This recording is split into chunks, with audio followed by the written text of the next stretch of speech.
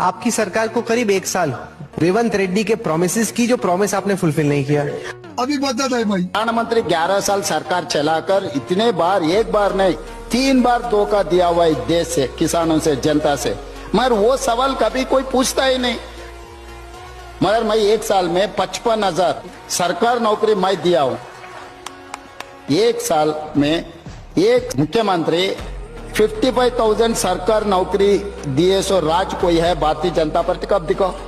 कमीना कैसे चुप हो गया? पहले साल में हमारा परफॉर्मेंस क्या है आप देखो।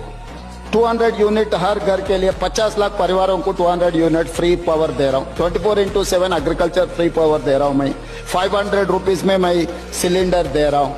10 lakh rupees Rajiv Aarogyasri health card मैं फ्री में दे रहा हूँ सब परिवारों के लिए। महिलाओं के लिए बस फ्री राइड इन तेलंगाना, ये सब कोई चर्चा ही नहीं कर रहा है।